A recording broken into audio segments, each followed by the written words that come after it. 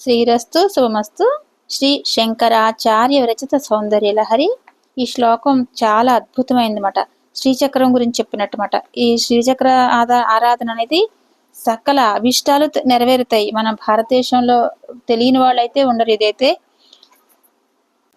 దీనివల్ల సర్వ అభిష్టాలు సిద్ధిస్తాయి, సకల ఐశ్వర్య ప్రాప్తి, అలాగే శరీరం విడిచాక దేవీలోక ప్రాప్తి కలుగుతుందని, విధి విధానంగా చేసిన సాధకునికి సామ్రాజ్య ప్రాప్తి కూడా లభిస్తుందని, అలాగే ముక్తి సామ్రాజ్యం కూడా లభిస్తుందని, అంత గొప్ప అన్నమాట ఇది. సిద్ధ విద్య అంటే కూడా ఈ శ్రీచక్రం, మనమే శ్రీచక్రం కదా. సిద్ధ విద్య అంటే కూడా మనలోనే అదంతా సాధన చేస్తే సాధనలో సిద్ధి పొందుతామన్నమాట.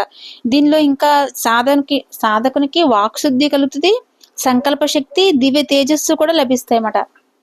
శ్రీ విద్యోపాసన అంటారు కదా. శ్రీ విద్యోపాసన అంటే కూడా మన సిద్ధ విద్య, మన ప్రాణాపాన అపానాన్ని సమానం చేస్తే శ్రీ విద్యోపాసన అన్నమాట. అది కూడా ఇంకా శ్లోకం 22 చెప్పుకున్నా.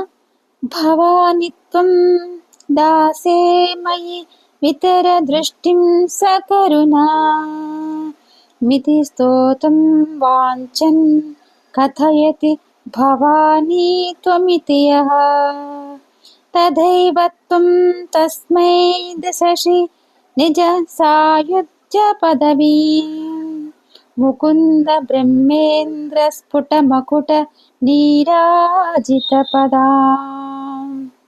ఓ భవానీ, భక్తుడు నిన్ను ప్రార్థన చేయుటకు సంకల్పించి, ఓ భవానీ, నేను నీ దాసుడను, నన్ను దయచూడు అని స్తోత్రము చేయుటకు ప్రారంభించి, భవానీ త్వం అనే పదాలను పలికేసరికే వాని భక్తిని గమనించిన నీవు వానికి నీ సాయుధ్యమును ఇస్తావు. భక్తి ప్రధానము గాని మాటలదేముంది. ఆ భక్తుని మనసులో ఉన్న నీవే ఆ భక్తిని తెలియగలవు. కనుకనే నీ పాదాల దగ్గర చోటు ఇస్తావు. నీ పాదాలు ఎలాంటివి?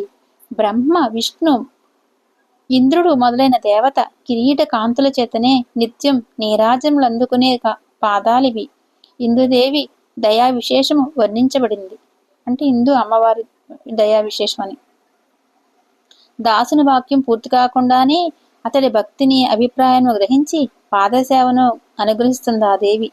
ఇది అద్వితీయ భక్త వస్తులకు తార్కాణము.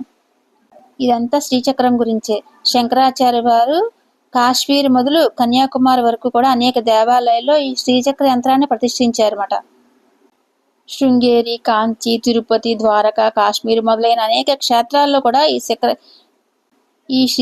శ్రీచక్రాన్ని దిశలా అంటే మొత్తం హిమాలయాల కానించి అన్ని చోట్ల ఈ శ్రీచక్ర రచన సాగుతూనే ఉంది కదా.